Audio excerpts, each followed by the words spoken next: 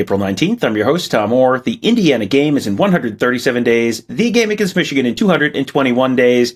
We're going to take a little look back at the Ohio State spring game today, specifically the defensive side of the ball. If you were watching our post-game coverage on Saturday, you got a little bit of instant reaction from Devin Radcliffe, who's one of our X's and O's gurus at Buckeye Huddle. He jumped on our post-game show to join Tony and I and just sort of let us check our work and say, hey, this is what we saw. Are we crazy? And he generally said no, which is, we appreciate that. So we appreciate Devin being here again today to talk about what he's learned now that he's gone back and had a chance to rewatch it and not been, chasing kids around and going to get popcorn and whatever, and actually gotten to sit down and really watch the game like a football coach like he is. So Devin, I guess let's start with the first thing you had on your list, which is as a defensive coach, you looked at what Ohio State threw out there on Saturday and said the front and coverages are going to be married. So what does that mean? It sounds like a good thing, but is it a good thing? And if so, why? So basically what that means is that when Jim Knowles makes a call, his front and coverages will not be haphazardly thrown together. They are designed specifically to put players in position so that they are not going to be stuck in what I later talk about being in conflict. So I think an easy example of this is, hey, we want to make sure on first down our inside linebacker is in the box.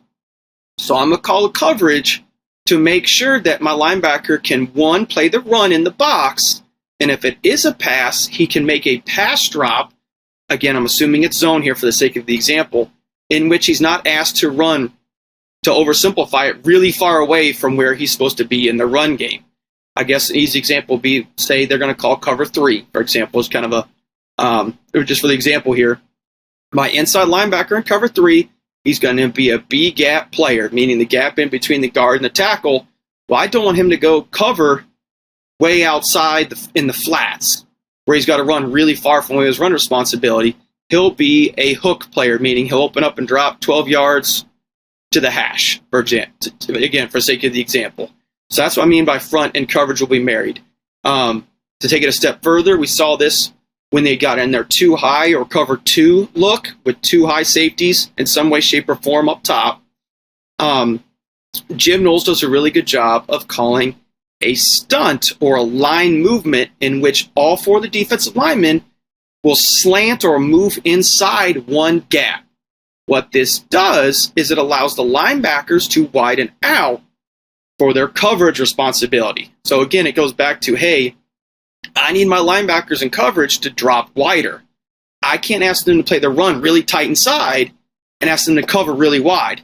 So I'm going to do something up front to make sure that my linebackers drop and where they got to fit in a run are, like I said, married together so that the way I heard it explained to me, whenever I got this started, is they don't have to work for 2 bosses, is the way I heard it explained to me all these years ago. Is everyone knows how that goes at some point. Hey, boss A told me to do this, boss B told me to do that. Well, if your coverage and your front are not fit up or married together, again, the term I used, it's going to feel like I got 2 bosses and they both want me to do completely opposite things. So Jim Knowles, if nothing else we saw this Saturday, did a really good job of making sure his players are never put in a position where they have to work for 2 different bosses at the same time.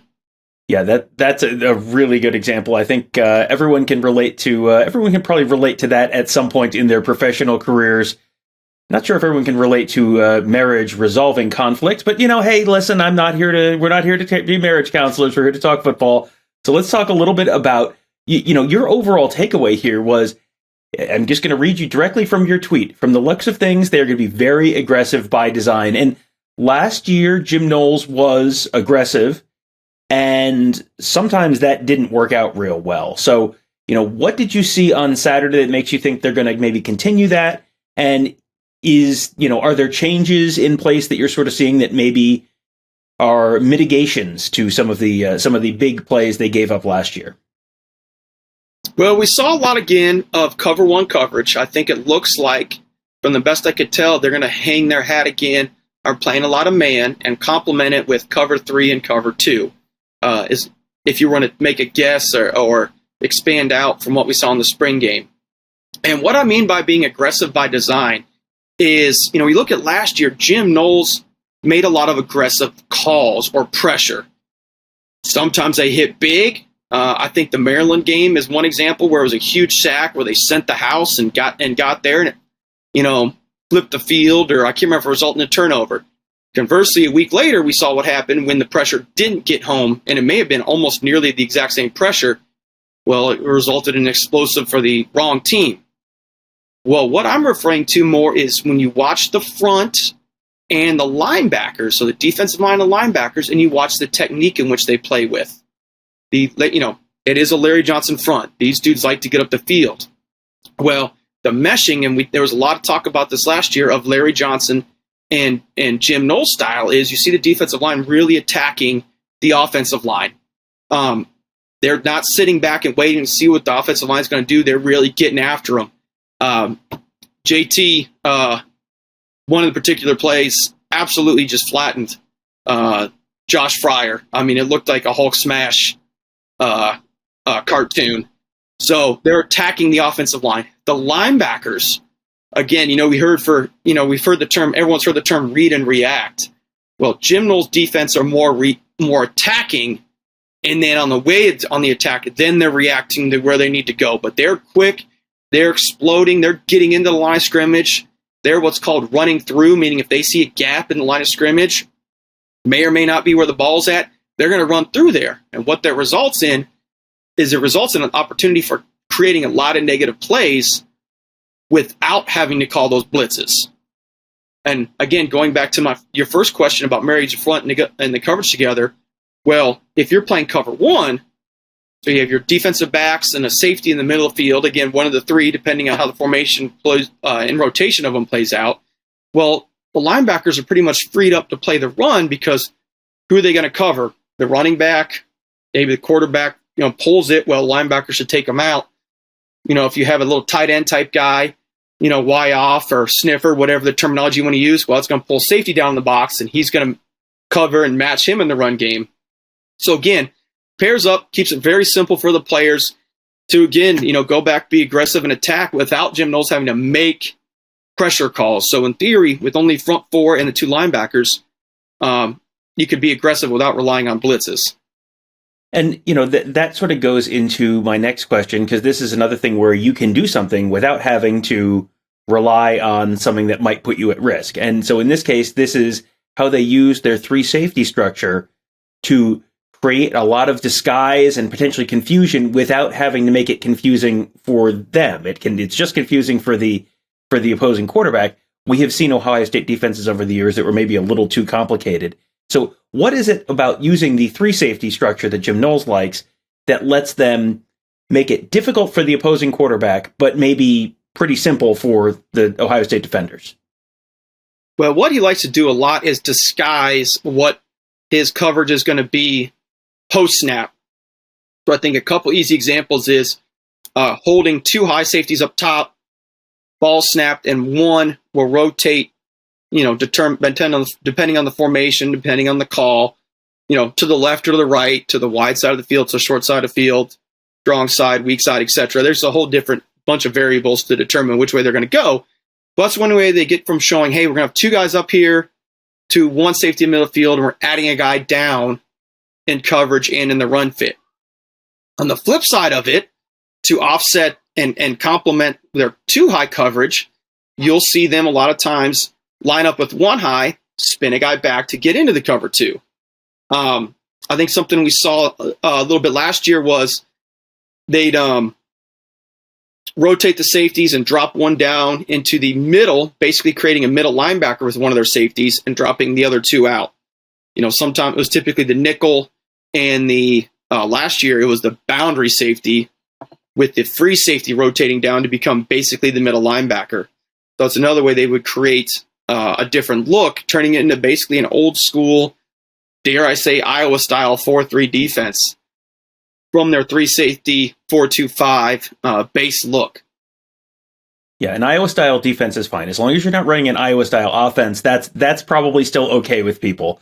Something else that I think is probably going to be okay with people was, one of your conclusions here was Jim Knowles' defense thus far is going to be sound. And I think people, I don't know if they know this, what we're really, what you really mean by that.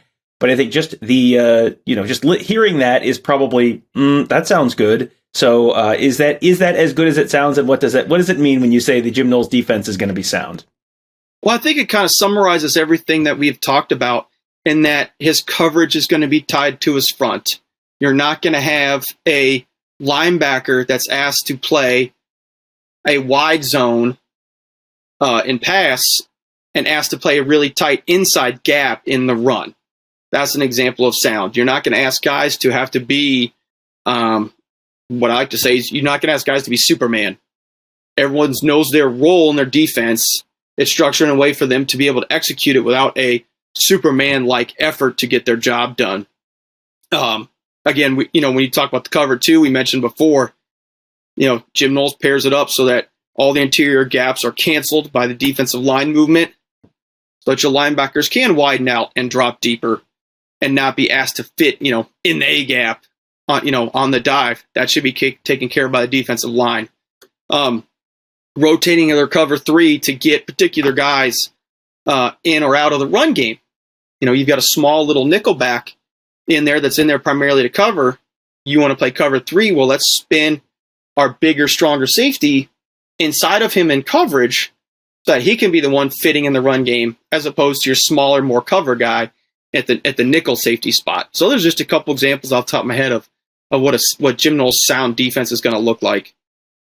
All right, well, there you have it. You probably not only feel a little bit better about Ohio State's defense this fall, you're probably a little bit smarter than you were when you started this podcast. So that's a pretty good twofer right there. And if you want to get even smarter about football, you should become a member of BuckeyeHuddle.com because Devin is just one of our X's and O's gurus who are always talking on the board, answering questions, explaining stuff, breaking things down for you, let you know what you're seeing. It's the old saying that football games are like church, many attend but few understand. Well, you can become one of the ones who understands by becoming a member of BuckeyeHuddle.com and getting access to Ross and Devin and Justin and Mikey and everyone else, all of our great scheme gurus there on the huddle board at BuckeyeHuddle.com. Just one of the wonderful perks of being a member there. You can also find those guys on the CFB Playbook channel. We're starting to launch that and get a little more content there and giving you a little bit more, a little schematic breakdown because some of this stuff is good to, have diagrams and that kind of stuff when they're trying to break down something a little more technical. So you can find that at youtube.com/CFB Playbook and of course youtube.com/Buckeye Huddle for all your podcasts, all your interviews, all that good stuff, all in one place. Just wherever you are, Buckeye Huddle is the answer. So there you go. Thank you guys all for joining us. Have a great day. We'll talk to you tomorrow.